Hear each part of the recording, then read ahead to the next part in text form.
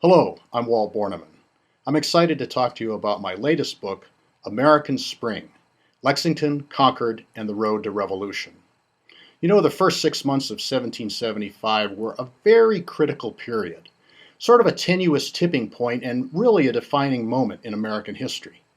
My goals in focusing on these first 6 months were twofold, and I think they largely derived from perspectives that were more than 225 years apart. Now, first, I wanted to return to the original affidavits, correspondence, and remembrances of the participants, and really see the times and events through their eyes as they lived them, before 2 centuries of reinterpretation sort of clouded their words. Sure, we all know about Paul Revere, but how did he recount his story within days of his ride? And how many of us know what he was doing the precise moment the British marched into Lexington?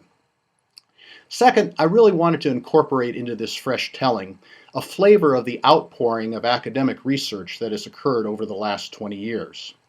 These have been frequently on overlooked aspects from earlier histories, including the roles of women, African Americans, and Loyalists that really are pretty fascinating and certainly interreacted with all that was going on the rebel side. The key point in this book is that the spring of 1775 was really a tenuous tipping point, and things really could have gone either way. But who was right and who was wrong? Rebels who sought to overturn the existing government, or loyalists who stood by their king? And we'll explore, what about those who were caught in the middle?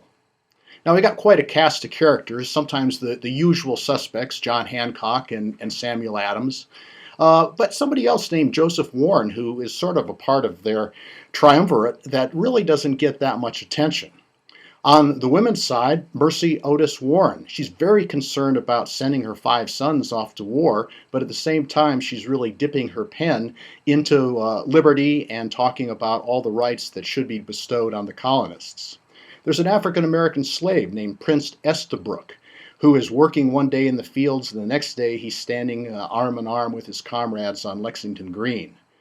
And on the Loyalist side, Ben Franklin's son William is still the royal governor of New Jersey, and it really causes friction between him and his father. Now, we're going to explore some questions as well. Who fired the first shot on Lexington Green? And who was that boisterous British lieutenant who may have been as unable to control his pistol as he was unable to control his horse? What about Margaret Kemble Gage, the beautiful American-born wife of the British commander-in-chief? Was she really a rebel spy? And what of General Howe's tactics at Bunker Hill? Did he order a suicidal frontal charge, or was it really a case of proper tactics gone to naught by rebel resolve? As for the revolution itself, we have only to look at nightly news to know that revolutions with uncertain outcomes still continue today. What was it like then, in the American spring of 1775? I hope you pick up a copy of the book and read about it.